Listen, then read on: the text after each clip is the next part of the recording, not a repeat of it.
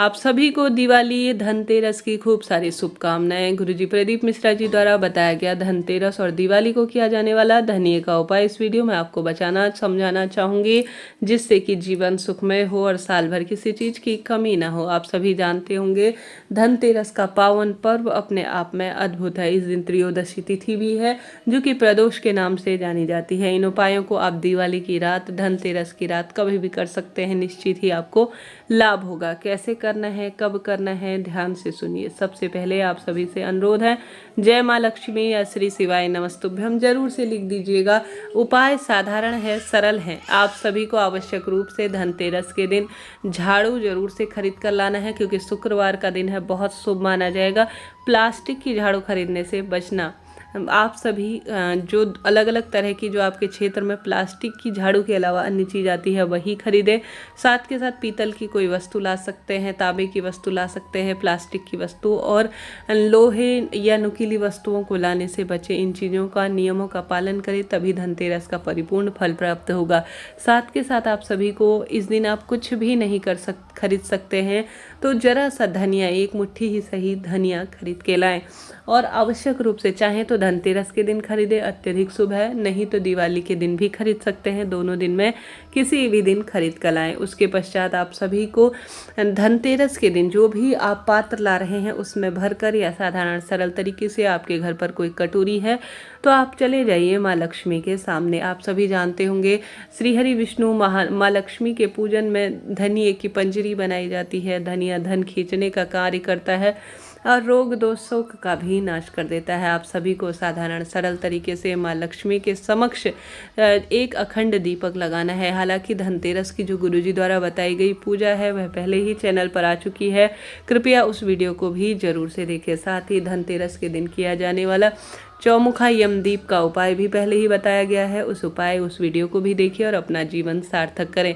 तत्पश्चात आप माँ लक्ष्मी को भोग लगाएं। विधि विधान से धनतेरस की शाम हो या दोनों दिन यह कार्य कर सकते हैं, कोई दिक्कत की बात नहीं है। विधि विधान से पूजन करें, भोग समर्पित करें। भूल चूक के लिए क्षमा प्रार्थी हूँ। माता लक्ष्मी का विधि विधान से मंत्रोच्चार के साथ पूजन करें। माँ लक्ष्मी प्रसन्न होंगी और जीवन में किसी चीज़ की कमी नहीं होगी। तत्पश्चात आप सभी आवश्यक रूप से एक छोटे से लाल कपड़े में सबसे पहले आप माँ लक्ष्मी को सभी तरह से भोग के स्वरूप में धनिया समर्पित करें। धनिया समर्पित करने के बाद उस धनिये को उठाकर आप सभी एक छोटे से लाल टुकड़े को माँ लक्ष्मी के समर्पित करें। अर्थात एक छोटा सा लाल सा टुकड़ा लेना है। आप सभी को रुमाल का ले सकते हैं, एक पोटली के स्वरूप में मिलती है वह ले सकते हैं। उस धनिये को आप सभी को उस लाल कपड़े में या उस पोटली के अंदर रखना है, छोड़ देना है। छोड़ देने के पास आप सभी को उस जो है धनिये के ऊपर 2 गोल सुपारी रखनी है। जो गणेश जी महाराज को समर्पित हो रही है वह 2 गोल सुपारी आपको रखनी है। तत्पश्चात आप सभी को थोड़ा सा उसके ऊपर अक्षत रखने हैं। माता लक्ष्मी पर चढ़े हुए अक्षत भी आप ले सकते हैं, इच्छा आपकी है। साथ के साथ आप सभी अगर गणेश जी महाराज के निमित्त दुर्वा लेकर आए हैं और आपने समर्पित किया है तो समर्पित किया हुआ दुर्वा भी आप काम में ले सकते हैं।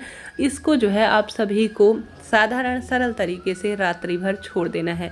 साथ के साथ माँ लक्ष्मी को समर्पित किया गया आप चांदी का सिक्का या सामान्य रुपया भी इस पोटली के ऊपर रख दीजिए।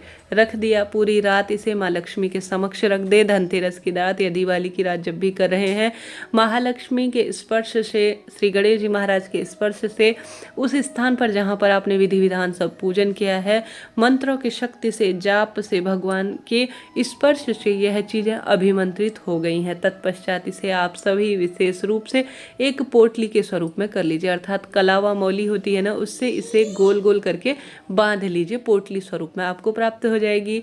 अब आप सभी इसे माँ लक्ष्मी के समक्ष रात्रि भर छोड़े रख दीजिए। सुबह के समय आप सभी इस पर पूरे विधि विधान से, जब भी आप मंदिर के अंदर घुसते हैं नियमबद्ध तरीके से, तब इसके ऊपर आप सभी रोली, चंदन, मोली, अक्षत इत्यादि भी समर्पित करें। साथ के साथ 3 बार गुरुजी कहते हैं जल घुमाकर जमीन पर छोड़े।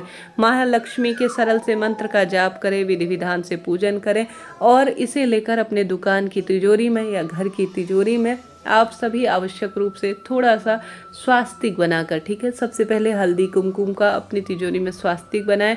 फिर इस स्थान पर आप सभी को इस पोटली को रख देना है, समर्पित कर देना है। यकीन मानिए जीवन में किसी चीज़ की कमी नहीं होगी, साल भर आप संपूर्ण रूप से फल प्राप्त करेंगे। साथ के साथ आप सभी माता लक्ष्मी को जो धनिया समर्पित कर रहे हैं और साथ ही सभी चीज़ें समर्पित कर रहे हैं, वह बहुत शुभता के रूप में जाना जाता है। आप सभी माँ लक्ष्मी को समर्पित किए हुए धनिया में से थोड़ा सा मात्रा अपने घर के गमले में भी जरूर से बो दीजिएगा। ऐसी मान्यता है, हरा भरा धनिया घर में उगता है तो किसी चीज़ की कमी नहीं होती, धन संपदा के स्वरूप में परिवार फलता फूलता रहता है। उसके बाद माँ लक्ष्मी को समर्पित किए गए धनिये में से आपने एक पोटली बना ली, थोड़ा सा गमले में बो लिया, साथ के साथ उसमें से ही आप सभी को एक रोटी बनानी है और रोटी के अंदर दूसरे दिन माँ लक्ष्मी के निमित्त जो धनिया समर्पित कर रखा है, एक चुटकी धनिया 2-4 दाने उसमें से उठाकर गौ माता के लिए रोटी बनाएं। रोटी बनाने के बाद आप सभी को, आप जानते होंगे माँ लक्ष्मी के स्वरूप में गौ माता मानी जाती है। 33 कोटि देवी देवताओं का वास गौ माता में होता है। अपनी मनोकामना कहते हुए सुबह उठकर माँ लक्ष्मी को समर्पित किया हुआ धनिया रोटी में रखकर आपको गौ माता को भी जरूर से खिला देना है। यकीन मानिए जीवन में परिवर्तन होगा, दुख दरिद्रता का नाश होगा। साथ के साथ आवश्यक रूप से आप सभी को दीपक प्रज्वलित करना है। इससे पहले यम दीपदान कैसे किया जाता है इसका वीडियो आ चुका है। साथ ही आवश्यक रूप से धनतेरस की पूजा का वीडियो भी चैनल पर आ चुका है। कृपया उस वीडियो को देखकर अपनी धनतेरस, दिवाली और सब रूप चौदस इत्यादि की पूजा को संपन्न करें। उसमें सभी सवालों का जवाब पूजा से संबंधित आपको प्राप्त हो जाएगा। साथ के साथ प्रदोष की तिथि है। आप सभी को बेलपत्र वृक्ष के नीचे दीपक लगाना है, महादेव का विधि विधान से पूजन करना है। महादेव को आप सभी को आवश्यक रूप से एक जल का पात्र, जो आप साधारण सरल तरीके से जल का पात्र चढ़ाते हैं, उसमें आप सभी को 5 बेलपत्र डालनी है। गुरुजी कहते हैं गुड़ का टुकड़ा डालें और एक शमी पत्र डालें और हरा मूंग डालकर श्री शिवाय नमस्तुभ्यम कहते हुए शिव मंदिर लेकर चले जाएं। गोल बत्ती का दीपक लगाएं, जल का लोटा हाथ में हो, प्रभु स्मरण करते या तो प्रदोष काल में जाएं या सुबह के समय जाएं, इच्छा आपकी है, नहीं तो घर पर भी कर सकते हैं। सबसे पहले गोल बत्ती का दीपक लगाएं। आपने जो लोटे के अंदर शमी पत्र, हरा मूंग और जो गुड़ का टुकड़ा और बेलपत्र डाल रखी है, श्री शिवाय नमस्तुभ्यम कहते हुए आवश्यक रूप से समर्पित कर दीजिए। प्रदोष का पूर्ण फल आपको बिना व्रत के भी प्राप्त होगा। आप सभी जानते होंगे गुरुजी कहते हैं यह उपाय नौकरी, विवाह, धन संपदा की प्राप्ति के लिए सहायक होता है। साथ के साथ आप सभी कुछ भी नहीं कर सकते हैं तो गुरुजी कहते हैं अपनी मनोकामना कहते हुए प्रदोष के दिन, विशेष तौर पर यह धनतेरस, दिवाली की प्रदोष अपने आप में सब सुख प्रदान करने वाली है। आप सभी को शिवलिंग के ऊपर साधारण सरल तरीके से भाव के साथ 5 बेलपत्र, जिस पर आपको चंदन लगाना है, मनोकामना बोलकर जरूर से समर्पित कर देना है।